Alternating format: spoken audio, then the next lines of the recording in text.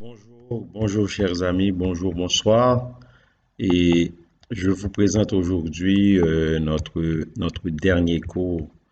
C'est sur les conflits. Et je vais commencer ce cours avec alors c'est un exemple de conflit moral, un conflit moral. Pourquoi? Parce que ça, c'est un petit cas que beaucoup d'universités utilisent pour parler des conflits. Et je vais vous le lire. Il y a deux questions. Lorsque vous allez faire votre résumé, je vous demande de répondre à ces questions. Donc, pour ce résumé-là, ça peut être en termes de lignes, ça peut être beaucoup plus que 15 lignes. OK? Et parce que, et là, je vais vous parler un petit peu de ce conflit-là, qui est un conflit moral. En 1993, je vous présente ce conflit-là. En 1993, il y a le réalisateur de 60 minutes. 60 minutes, c'est une émission qui est très populaire, une émission d'affaires publiques qui se passe sur le réseau de télévision américain CBS. Le réalisateur a persuadé un monsieur qui s'appelle Jeffrey Wigan, qui était biologiste en chef de la compagnie de tabac Brown and Williamson. Il a persuadé ce monsieur, il lui a demandé de témoigner sur les pratiques de cette industrie, malgré l'accord de confidentialité qui le lie avec son employeur. Mais Wigan dévoile lors d'une entrevue qui était préenregistrée, il a dit que les compagnies savent depuis longtemps que le tabac crée une dépendance, bien qu'elle le nie publiquement, et que de plus, elle cherche à accroître cette dépendance. La compagnie de tabac congédie Wigan et menace de le poursuivre en justice. Wigan perd sa réputation et sa femme demande le divorce.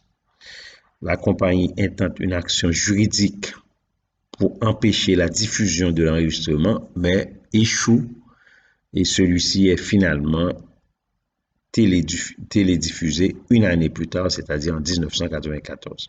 Les deux questions que vous aurez à répondre. La première question.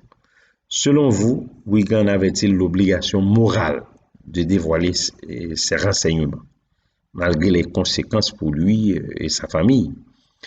Deuxièmement, la compagnie de tabac était-elle en droit de le poursuivre pour sa déloyauté? Donc, ce sont ces deux questions que vous allez répondre au début de votre résumé. Parlons des conflits. Comment résoudre ces conflits-là? Un conflit, c'est pas lorsque j'ai un petit problème avec quelqu'un, une simple divergence d'opinion ou de sentiment. C'est une opposition d'intérêt. Par exemple, quelque chose qui est vraiment qui donne beaucoup de fiction. Ok, ça veut dire entre nous là, euh, mais quelque chose dont la solution peut être recherchée soit par des mesures de violence ou il y a beaucoup d'injures ou soit par la négociation où on fait appel d'une tierce personne. Ça veut dire un médiateur. Hein? Et moi, je vous dis tout de suite que je privilégie la négociation. Vous savez que nous autres, les Haïtiens, nous n'aimons pas négocier. Nous n'aimons pas ça. On n'est pas d'accord avec quelque chose, c'est tout de suite, euh, il faut que ça change.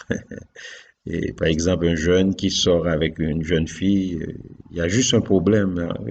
Non, surtout les hommes, c'est pas les femmes, parce que les femmes sont beaucoup plus, en ce sens, sont beaucoup plus euh, stables en termes de réflexion que les hommes. Parce que les femmes, s'ils ne savent pas ce qu'ils vont faire après, ils vont réfléchir un peu, mais les hommes, ils agissent. Et puis après, ils vont le regretter. Hein, ils vont le regretter. Je n'aurais pas dû faire, mais c'est déjà trop tard. Hein. Donc, il faut la négociation. Donc, les types de conflits, il y a des conflits intra-individuels, conflits avec soi-même. Hein. C'est le type de conflit que vous allez voir de Wigan. Wigan avait un conflit avec lui. C'est ça qui lui a permis, c'est ça qui lui a incité, hein, à vraiment témoigner. Il y a le conflit interpersonnel et je vais vous en parler, et conflit de groupe. Lorsqu'on dit conflit intra-individuel, c'est un conflit d'un individu avec lui-même. Cette personne-là doit choisir entre deux alternatives. Je travaille quelque part, on me demande d'aller livrer une boîte quelque part à chaque jour. C'est de la drogue qui est dans la boîte, mais je ne sais pas. Et lorsque je commence à comprendre ça, il va y avoir un dilemme entre moi, entre mon travail et moi. Donc, je dois, il y a des alternatives que je dois regarder. Hein. Par exemple, est-ce que je quitte? Comment je vais résoudre ça? Parce que c'est incompatible avec mes valeurs. OK? Donc, il y a le conflit interpersonnel, c'est lorsque deux individus sont en désaccord. On est en désaccord concernant une tâche à résoudre, concernant les moyens à prendre, concernant les valeurs, les attitudes ou les comportements adoptés. On est en conflit. Donc, c'est ce conflit entre toi et moi. Il y a également les conflits de groupe. C'est mésentente entre plusieurs personnes de même groupe. Ou plutôt qu'entre deux individus sont vraiment, hein, et en conflit, deux individus dans un groupe ou deux groupes, excusez-moi, c'est mieux de dire mésentente entre plusieurs personnes d'un même groupe, ou c'est pas entre deux individus, entre plusieurs personnes, parce que c'est un conflit de groupe. Et là, surtout, il y a des gens qui peuvent être à l'intérieur de ce groupe-là, et puis on a des conflits. Il peut s'agir de l'implantation des solutions qui vont provoquer des prises de position qui sont complètement opposées. OK? Et les conflits nous viennent de plusieurs, il y a plusieurs façons. Hein. Ces conflits peuvent être très variés. Hein? Mais il y a deux principales sources de conflit. C'est lorsqu'il y a incompatibilité des objectifs poursuivis par les responsables. Je vous donne un exemple, vous allez voir ça dans vos notes. Un collaborateur peut être amené à jouer différents rôles au sein de l'entreprise. Celui-ci est défini en principe par la description des tâches, mais le titre du poste ou par les accords informels, on me demande de faire des choses de façon formelle ou informelle, et puis il y a incompatibilité des objectifs. Comment arriver à faire ce travail? Ou, deuxièmement, incompatibilité des objectifs poursuivis par le groupe. Si le rôle n'est pas clairement défini, l'employé aura tendance à définir lui-même son rôle, son propre rôle, parce qu'il veut réduire le flou lié à cette tâche. Par exemple, quelqu'un qui est quelque part et on ne lui dit pas quoi faire. Et là, il va essayer de trouver quelque chose pour se rendre utile. Donc, ça peut provoquer des problèmes. Et cette personne-là peut aller empiéter sur le travail d'un autre. Ça peut créer vraiment des frustrations énormes. C'est parce que les objectifs poursuivis ne sont pas clairs. Vous avez un groupe, mais vous ne définissez pas les objectifs. Comment on gère les conflits, il y a collaboration, c'est un style de face-à-face coopératif. Ça, c'est adapté quand les deux parties veulent trouver une solution. On veut, je veux. Par exemple, vous avez un ami qui a des problèmes avec son partenaire, la personne vous appelle. C'est parce que la personne veut trouver une solution, il vous a appelé. Parce que si elle ne voulait pas trouver de solution, elle savait exactement, la personne sait exactement quoi faire si elle ne veut pas trouver de solution. Si on vous a appelé là, c'est pas pour aller rendre la chose beaucoup plus difficile pour eux là. Non, on vous a appelé parce qu'on veut avoir vos conseils pour que la chose se règle. C'est parce qu'on veut. C'est un style de face-à-face coopératif. Il y a contestation, c'est un style de face-à-face non coopératif. C'est un style qui est adapté quand il y a les actions décisives rapides sont nécessaires. Par exemple, il y a des cas urgents, concurrence, ok. Il y a un style coopératif sans face-à-face, mais c'est adapté seulement quand on s'aperçoit qu'on s'est trompé et que le problème a moins d'importance. Il y a l'évitement, c'est un style de non-coopération sans face-à-face, adapté dans le cas d'un problème sans importance, l'évitement. OK? Il y a le compromis, on essaye de régler la chose. C'est vraiment un style à mi-chemin de tous les autres qui intègre les éléments de tous les autres styles, mais adapté le cas de problème d'importance modérée. OK? Stratégie, on peut appliquer tout ça avec des méthodes de résolution de conflits, la stratégie gagnant-gagnant, hein, c'est le modèle optimal. On dit que le mode de résolution de conflit, ce qu'on appelle stratégie gagnant-gagnant, c'est une résolution optimale des conflits. Les deux parties sortent gagnants. C'est important. Les deux parties sortent gagnants. C'est ça qu'on veut. Hein, actuellement, c'est le style qui est mieux utilisé dans le monde. C'est pas on veut gagner et puis on veut que l'autre perde et puis non. OK? Il y a la stratégie perdant-gagnant. Une des parties obtiendra satisfaction et l'autre se trouvera perdant. Mais le résultat de cette situation sera la méfiance parce que j'ai perdu. Je vous ai parlé de gagnant-gagnant et je vais vous donner un exemple. Il y a un jeune haïtien. Alors pourquoi je vous dis un jeune haïtien? C'est parce que c'est quelque chose qui s'est produit au Canada, qui avait des problèmes avec son propriétaire. Son propriétaire, ça veut dire le propriétaire de sa maison. C'est ce qu'on appelle le locateur et le locataire. Et là, c'était un Québécois qui était propriétaire de la maison. Et le problème qui s'est produit, et le monsieur, mon compatriote, ne voulait pas payer le Québécois. Et puis, quand le monsieur est venu, le Québécois est venu à chaque mois, c'est à chaque mois qu'on paye au Canada pour récupérer son chèque. Et ce qu'il a fait, il ne voulait pas, et il a bastonné le Québécois.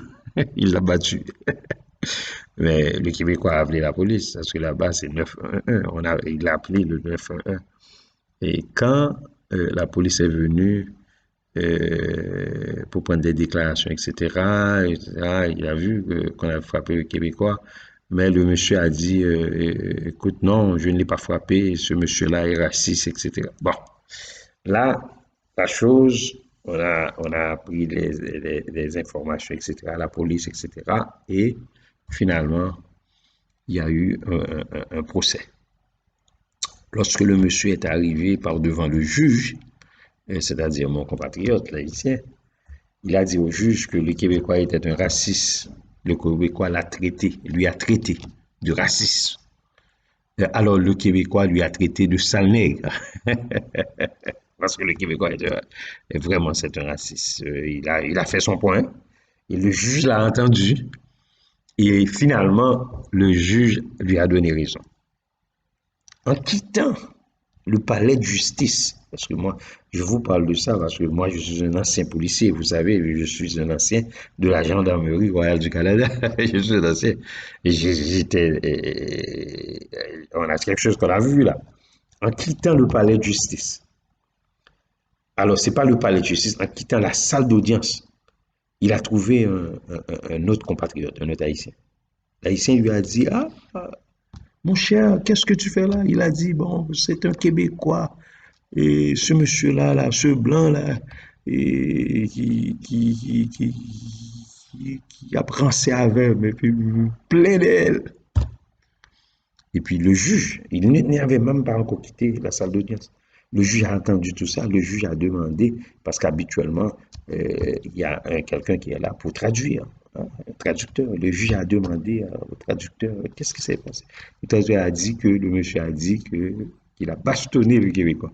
Le juge a appelé là ici, il a dit, venez, venez, venez. Et puis il est retourné et le juge lui a donné 3 mois. Ce que je veux vous faire voir ici.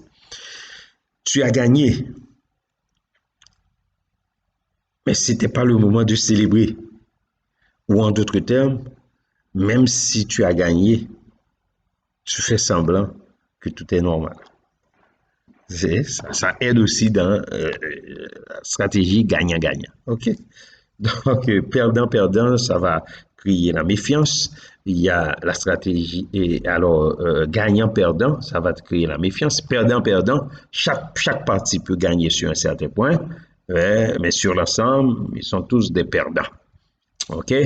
Et, et j'espère que vous avez compris. Maintenant, je vais vous parler des types d'interventions qui existent. Il y a le coaching, il y a la médiation, il y a la négociation, il y a la conciliation et il y a l'arbitrage. OK? Ça, c'est des types d'interventions qui existent. Le coaching, hein, lorsqu'on dit, c'est de l'anglais, coach, hein, un entraîneur, hein, et l'entraîneur, c'est une intervention d'un tierce auprès d'une personne ou d'un groupe pour lui permettre d'atteindre un objectif professionnel. Je suis un coach, je t'accompagne. Mais le coach, vous savez, le coach n'est pas là pour vous montrer comment jouer. Hein? Le coach est là pour canaliser les énergies, canaliser les compétences, hein? Vous aider, vous accompagner. Hein? La médiation, du latin mediatio, médiation, entremise, intercession, hein, de medius au milieu, hein, c'est entremise d'une personne pour mettre d'accord deux ou plusieurs. L'intervention veut seulement faciliter la circulation des informations. C'est une médiation. On veut éclaircir, on veut rétablir les relations. C'est une médiation. La négociation, hein, du latin negociare, faire des affaires, on recherche un accord, centré sur les intérêts matériels, les enjeux quantifiables entre deux ou plusieurs interlocuteurs. OK? Et la conciliation, du latin conciliare, unir, réunir, rendre, bienveillant, hein, c'est ça. On essaie de trouver un accord des parties qui sont opposées, hein, ils sont opposés, il y a un litige, il y a quelque chose, mais à la différence du médiateur, le conciliateur fait une proposition de règlement amiable. Hein, la médiation, on essaie d'être entre les deux, on essaie de trouver. Mais la conciliation, on peut faire une proposition. Ah, ce qui est différent de l'arbitrage, parce que l'arbitrage, c'est arbitrer. Hein? C'est arbitrer, c'est témoin, spectateur, juge. C'est un juge. Il peut disposer à son gré. C'est comme l'arbitre peut siffler quelque chose, une pénalité. C'est l'arbitre. Donc, lorsqu'il y a arbitrage, c'est l'arbitre qui va décider. C'est pour cette raison qu'on vous dit là. C'est comme dans la Bible, Jésus a dit, il y a un parabole qui dit, avant d'aller voir le juge, règle vos affaires. On peut régler ça avant d'aller voir le juge. On peut négocier, chers amis. L'arbitrage, après avoir écouté les parties, l'arbitre, contrairement au médiateur, tranche et rend une décision pour mettre fin aux différends. On utilise ça souvent avec le patron, les syndicats. On utilise souvent cette affaire-là, ok? Parce que l'arbitre va arbitrer, ok? Et voici maintenant quelques stratégies psychologiques pour mieux négocier, ok? Il faut avoir une attitude rationnelle lorsqu'on veut négocier, chers amis. C'est important. parce qu'on veut résoudre des problèmes. Mais il y a des pièges psychologiques, il y a des négociations. Voici 4 habitudes à acquérir pour éviter la plupart des pièges psychologiques et augmenter ainsi votre efficacité en tant que négociateur. Vous voulez négocier. Acquérir une perspective globale. C'est pas sectaire là. Il faut avoir une vue globale. Je vous ai toujours dit, le gestionnaire pense globalement, même si il veut agir localement. On pense globalement, même si on agit localement. OK? Et au début d'une location, il est primordial d'avoir une vue d'ensemble de la situation. Il faut essayer de connaître les objectifs, les priorités sur le plan de la négociation. Il faut bien comprendre les rapports de force qui sont en jeu. C'est important. Avoir une perspective globale. Créer une liste des priorités à considérer. Ça va vous permettre d'adapter plus rapidement aux événements.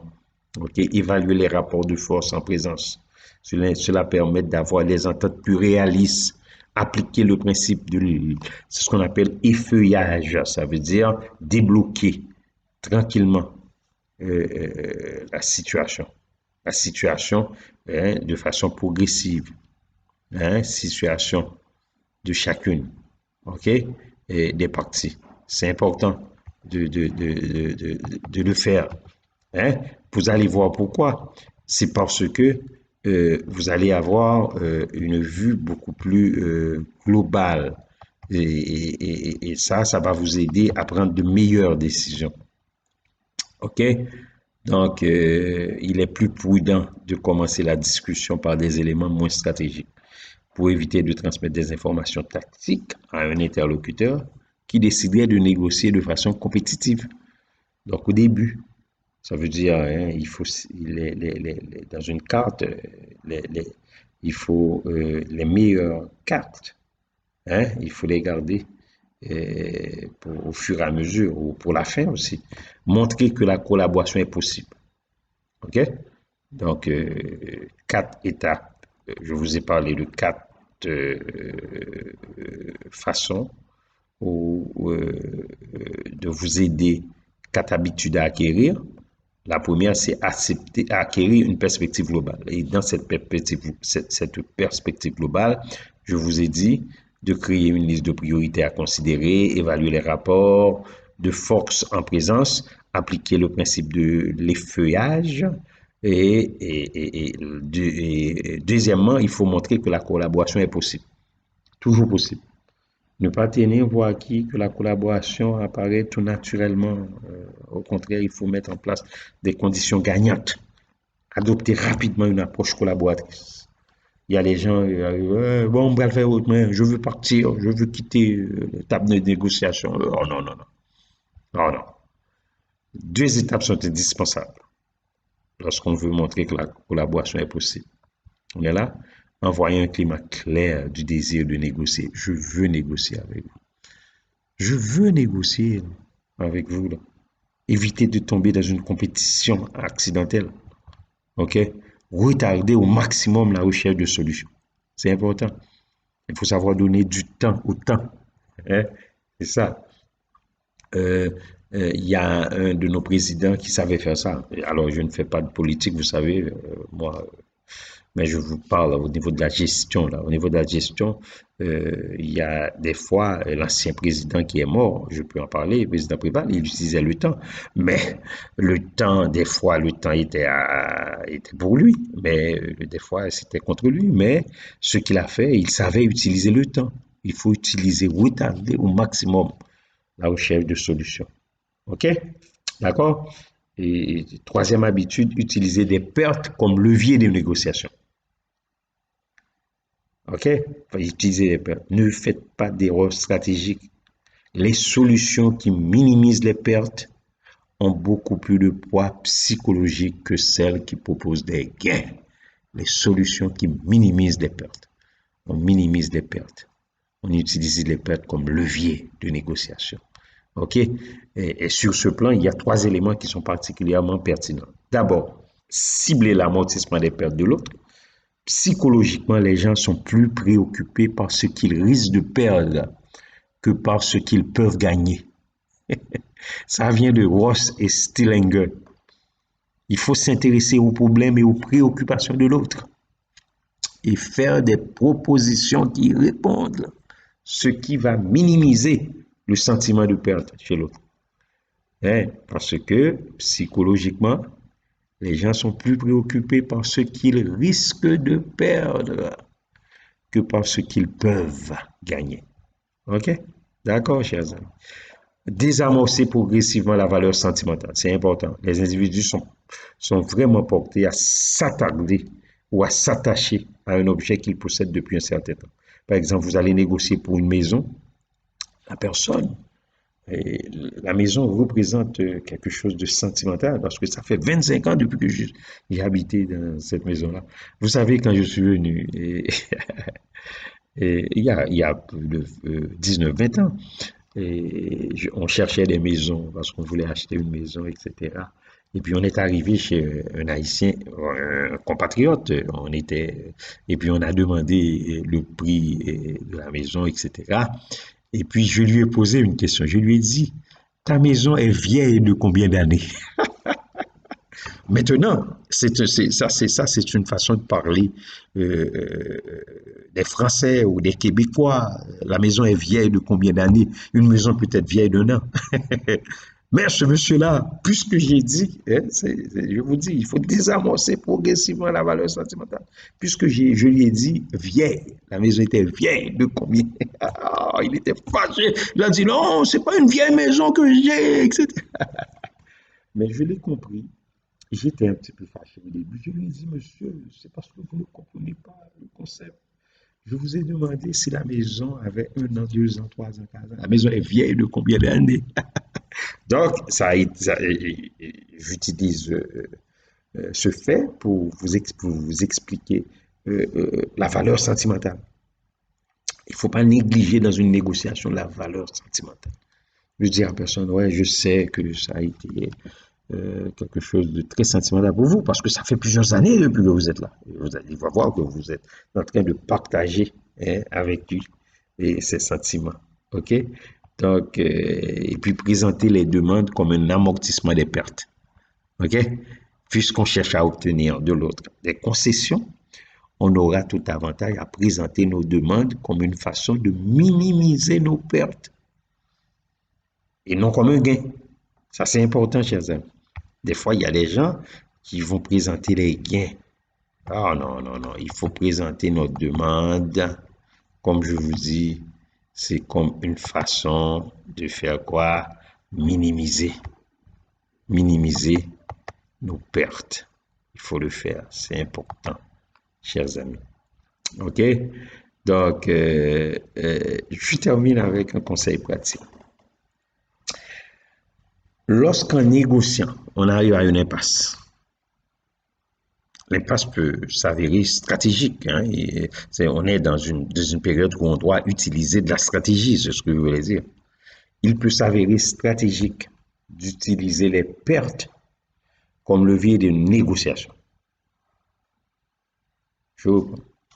Lorsqu'en négociant, on arrive à une impasse, il peut s'avérer stratégique d'utiliser les pertes comme levier de négociation. Dans ce cas, on demande à l'autre quel est selon lui le principal irritant de notre offre et de quelle façon on pourrait amoindrir cet irritant.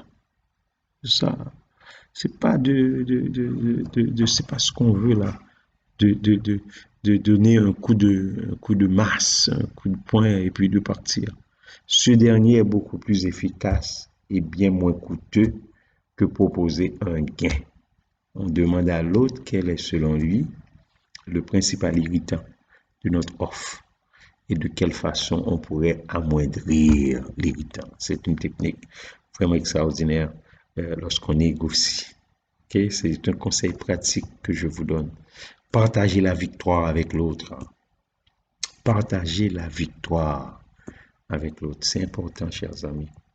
Hein? Faites tout ce qu'on peut pour préserver l'image sociale et la réputation de l'autre. C'est pas de dire, ah, je l'ai battu, il n'était pas fort. Évitez l'orgueil. Évitez l'orgueil. Deux principes sont particulièrement importants. D'abord, évitez de mettre l'honneur sur la ligne de feu. l'honneur de l'autre. Gardez en tête que la partie adverse ne cherche pas simplement à satisfaire ses besoins, mais aussi à préserver son image publique pendant la négociation. Cela peut même devenir plus important que le reste. Préserver son image. C'est important, chers amis. Laissez un certain contrôle par rapport aux décisions. L'impression qu'une partie se fait du contrôle réel qu'elle possède peut également modifier le cours des discussions. Personne n'aime être trop contraint, même si les choses vont dans la bonne direction. Ainsi, les parties doivent percevoir leur liberté de choix et leur capacité réelle d'influer sur le déroulement d'une négociation pour que les échanges constructifs aient lieu. C'est important. Ok, chers amis, en grande conclusion, laissez-moi vous dire des choses. Je vous ai donné des conseils pratiques. Je l'ai dit et j'ai mis ces conseils pour vous. Je les ai mises pour vous. En grande conclusion, toute négociation comporte deux grandes composantes. 2. Le processus de concession susceptible de conduire les parties vers une résolution des problèmes. La concession, l'établissement d'une relation de travail permettant de soutenir ce processus. Il va sans dire que les négociateurs doivent idéalement acquérir des compétences dans ces deux domaines et les mettre en pratique. Processus de concession qui va vous permettre d'aller vers une résolution et établir une relation de travail qui permet de soutenir ce processus. Chers amis, ce fut un privilège de vous avoir. Et comme je vous dis toujours, que Dieu vous aime et en lui, vous avez toujours la victoire. Bye bye.